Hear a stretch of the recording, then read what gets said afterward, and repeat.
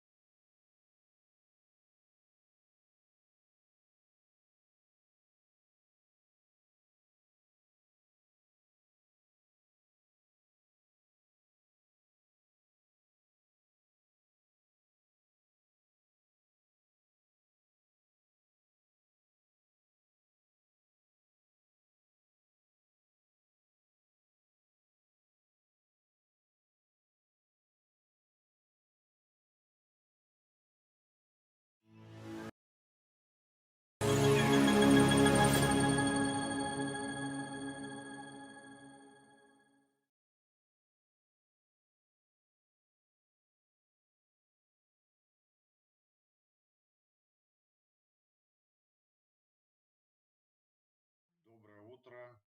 Где-то уже добрый вечер. На другой стороне Атлантики, наверное, уже ночь. Но хотел бы представиться. Меня зовут Алексей Егорычев. Я режиссер документальных фильмов, продюсер документальных программ, телевизионных программ. Работаю в киноиндустрии более 20 лет. Сегодня мне хотелось бы рассказать о нашем фильме «Бессмертный полк. Всемирное движение». Почему, повторюсь, хотелось бы нам? Потому что обращаюсь от всей нашей команды, которая участвовала в производстве данного продукта, данного проекта. Бессмертный полк, по сути своей, как мы все знаем, это миллионы ушедших, их потомки. Записать в него можно любого человека вне зависимости от его национальности, от его вероисповедания. С 2012 года действительно Бессмертный полк стал всемирным. В нашем фильме мы проводим историческую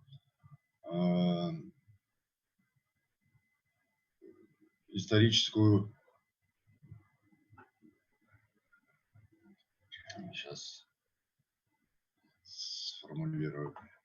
В общем, в нашем фильме мы рассказываем об истории возникновения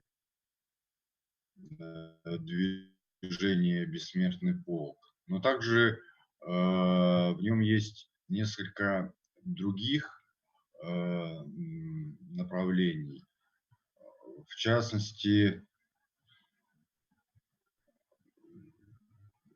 он рассказывает о важности сохранения исторических фактов, связанных с Великой Отечественной войной, о том, что через преемственность поколений наш народ, его потомки и потомки воинов из стран-союзников участвовавших в борьбе с фашизмом, сохранят былую память на долгие годы и на века.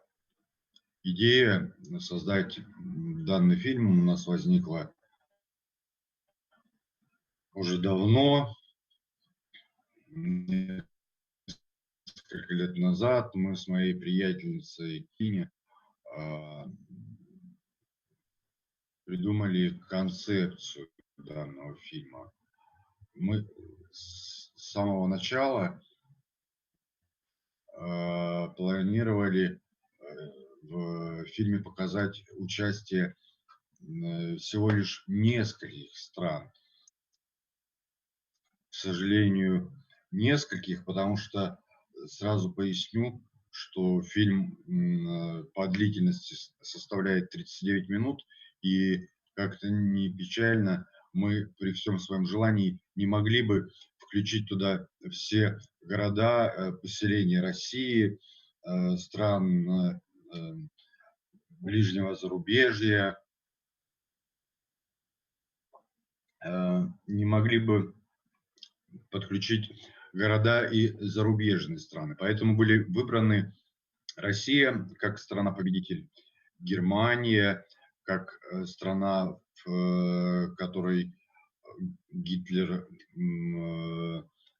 замышлял свои планы, и страны-союзники. В нашем фильме речь пойдет о Франции, о Британии и о Соединенных Штатах Америки в какой-то степени. Хотел бы немного рассказать о сюжетных линиях нашего произведения. Помимо самой главной истории возникновения движения, мы зрителям рассказываем о первых похожих по идее шествий, проходивших еще во времена Советского Союза, в 60-е годы. И уже к концу нашего произведения возвращаемся к масштабному мероприятию. Еще одна из сюжетных линий в драматургии нашего кино – это рассказ о волонтере, который проживает в стране бывшего соцлагеря. Несмотря на то, что он не имеет родственников, которые участвовали в Великой Отечественной войне, в борьбе против Гитлера, но он в свое время проявил инициативу, видя то, что памятники воинам-освободителям находятся в плачевном состоянии, и создав общественную организацию, привлекая волонтеров, привлекая жертвователей, спонсоров, стал за этими памятниками и кладбищами русским солдатам и погибшим, и солдатам других стран, погибшим в войне с Гитлером, стал за ними ухаживать и, я бы даже сказал, восстанавливать. Но, к сожалению, власти не всегда были довольны тем, чем он занимается. И на протяжении долгих лет, и насколько я знаю, до сих пор он сталкивается со многими трудностями, связанными с его волонтерской деятельностью. Еще одна из главных линий нашего фильма – это отношение молодежи к бессмертному полку. В нашей истории Ведется речь о 20-летней девушке, студентке, которая, учась в университете и будучи уже в осознанном возрасте, проявляет интерес к истории Великой Отечественной войне, к истории Великой Отечественной войны. Она приходит к своим родственникам, к своей бабушке, узнает более подробно о своих дедушках, прадедах, об участниках тыла, берет фотографии, изготавливает транспаранты и в итоге принимает участие на 9 мая в Москве, вместе идет в колонне по Красной площади, своего рода неся портреты, своего рода показывает своим дедушкам тот путь, который они не смогли, к сожалению, пройти в свое время. Вот мне не хотелось бы называть имена и фамилии участников и героев нашего фильма, потому что вы об этом узнаете, уже посмотрев картину. Хотел бы поговорить об истории и о ее сохранении, и о искажении периодическом, которое возникает на Западе, в наших бывших союзниках, странах соцлагеря. Мы это видим на примерах в социальных сетях, в средствах массовой информации. Это все достаточно легко проверить. Вот мне приходит в WhatsApp смс. Да, всю эту искаженную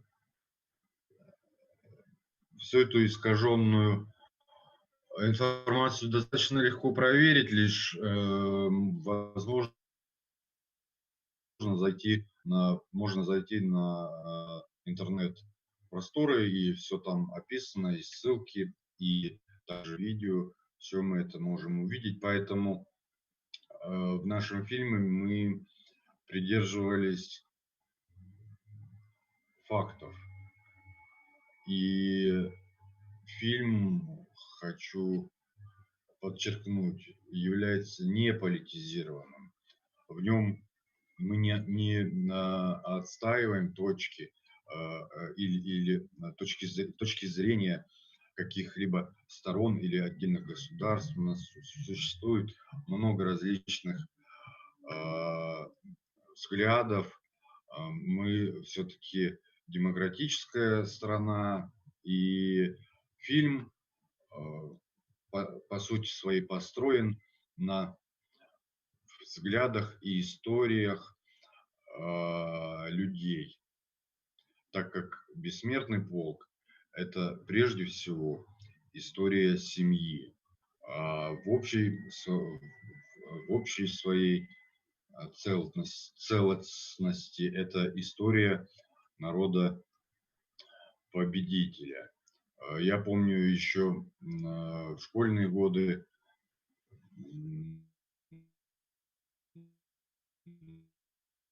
более 25 лет назад, наверное, мы на уроках истории делали альбом с фотографиями наших бабушек и дедушек, которые принимали участие в Великой Отечественной войне. Вкратце описывали историю каждого, получалось своего рода получался такое древо жизни. Я писал там о своих двоюродных дедах, Юрии Ивановиче Чигирькове, который дошел до Берлина, получил 2 ордена славы, орден Красного Знамени. Позже он вернулся домой, женился. У него были дети, внуки, правнуки. Вот он был человеком, который победил, живым вернулся домой. Также в истории в моей семье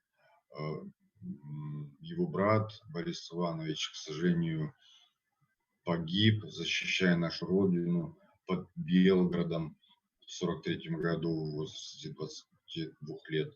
Воевал и прадед. На сегодняшний день, к сожалению, вот из-за пандемии и всеобщей самоизоляции мы, скорее всего, не будем иметь возможности выйти с транспарантами наших отцов, дедов, почтить их память. Будем, возможно, проводить бессмертный полк, хотя бы выйдя на балконы или выглянув из окон своих частных домов.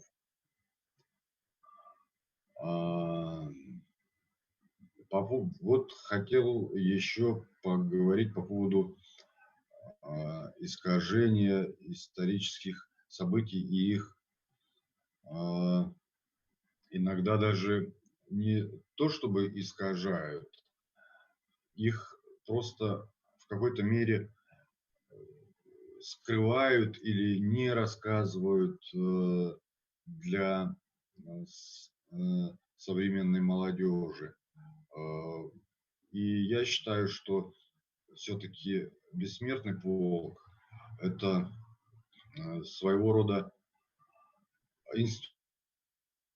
инструмент для передачи будущим поколениям той исторической семейной правды, вот как я приводил на примере наших школьных работ с альбомами, семейными альбомами. Таким же образом и бессмертный полк передает будущим поколениям память о их участвовавших, погибших родственников.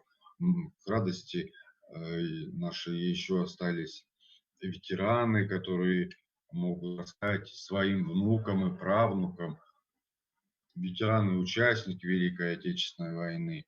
Они смогут рассказать истинную историю, а не ту маленькую графу, которую порой дети наших западных соотечественников могут прочесть в учебниках истории, которые им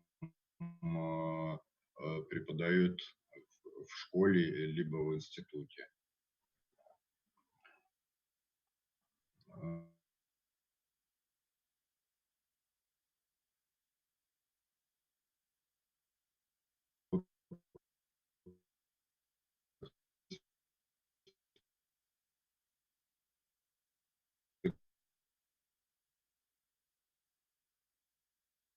В движении «Белая роза», противостоящим Гитлеру, это подобно молодой гвардии, близкой для русского народа.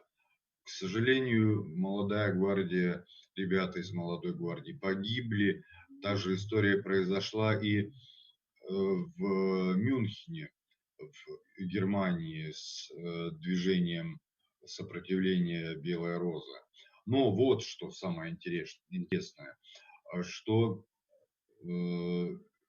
во главе этой подпольной ячейки, которая занималась распространением листовок, писали надписи на улицах Мюнхена: «Долой Гитлера», «Давайте будем против», что во главе этой ячейки, помимо немцев, брата и сестры Шоль, стоял наш соотечественник Александр Шмарель. И если мы обратимся к документам, которые вплоть до сегодняшнего дня существуют в Германии, то мы увидим, что наш соотечественник Александр в какой-то мере либо, прошу прощения, у нас здесь пришли WhatsApp сообщения. Вот уже у меня здесь вопросы. Что Александр Шмарель у нас отсутствует порой вообще, или находится, или либо находится вообще где-то на периферии. Вот вернемся к нашим вопросам. Но я еще перед ответами на вопросы в первую очередь хотел бы поблагодарить Министерство культуры за помощь в создании фильма, компанию Dog Story Production и ее продюсера, также Русское военно-историческое общество за содействие в производстве фильма, пресс-службу президента, которая предоставила нам эксклюзивные материалы для нашего кино. Россотрудничество, особую благодарность за продвижение проекта на международные площадки. И также особый низкий поклон всем координаторам и российским, и зарубежным, и волонтерам, которые помогали во время съемок. Это, хочу сказать, открытой души люди, чуткие, отзывчивые, помогли перевести фильм на иностранный язык, иностранные языки. Вот в ближайшее время, я надеюсь, мы закончим дубляж на немецкий язык, то есть полностью переведем фильм диктора, и закадровые речи тоже будут переведены. Несколько актеров немецких будут участвовать в переозвучке фильмов. Вопросы. Что для вас самое главное в вашем фильме? С какими трудностями вы сталкивались во время съемок? Ну, я хочу сказать, что самое главное в фильме – это все-таки показать зрителю историческую важность этого события движения или общественной инициативы «Бессмертный полк». И что это движение является, еще раз я, возможно, повторюсь, по сути, хранителем истинных семейных ценностей и традиций и исторических фактов, которые передаются из поколения в поколение. Потому что если дедушки или бабушки рассказывают своим внукам историю своей семьи или родителей, это откладывается в памяти ребенка более впечатлительными моментами, которые он запоминает на очень и очень долгие годы, иногда, скорее всего, даже на всю жизнь. Сколько времени прошло, вопрос для меня, с момента появления идеи снять такой фильм до ее воплощения? Ну вот, с Яной мы этот фильм планировали снимать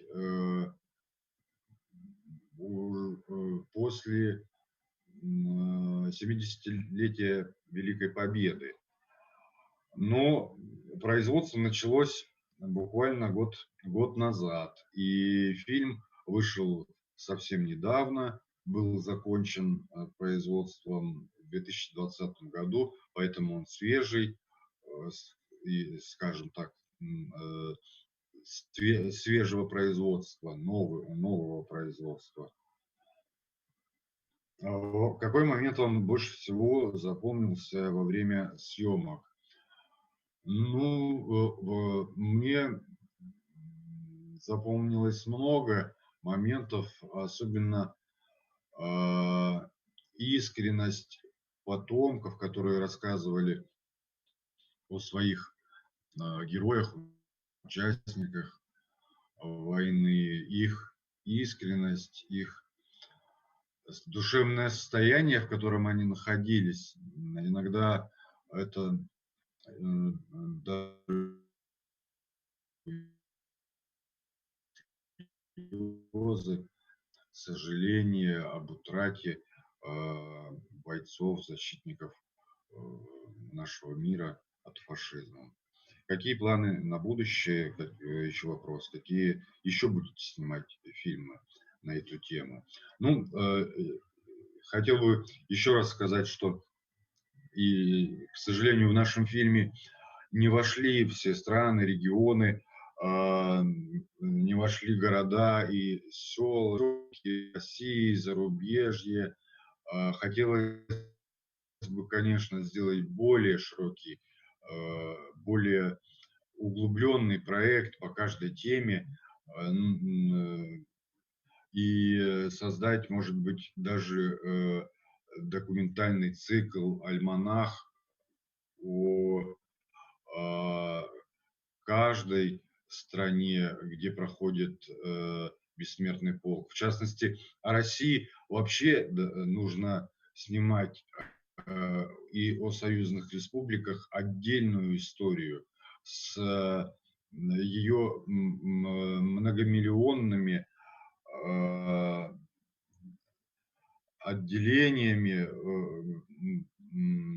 с волонтерами и участниками и героями, о которых они рассказывают.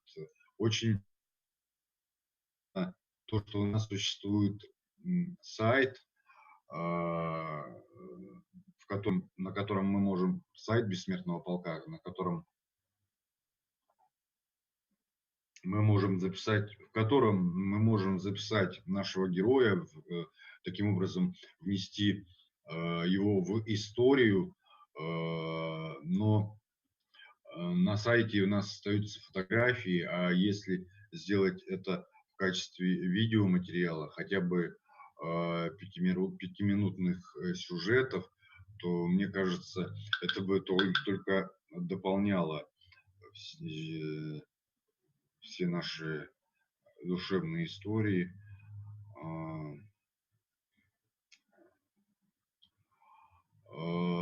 И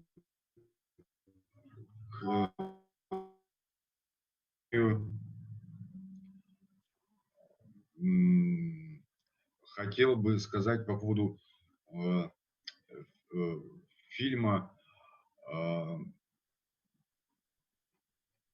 и о зрителях, которые будут смотреть. Я думаю, что фильм будет интересен и молодежи в первую очередь, потому что они смогут из историй подчеркнуть для себя много полезного, увидеть жизненные примеры, а для более взрослого поколения мы сможем напомнить им об их родственниках, которые участвовали в Великой Отечественной войне. Желаю вам приятного просмотра. Всего доброго. Всем хорошего дня, вечера, утра и доброй ночи.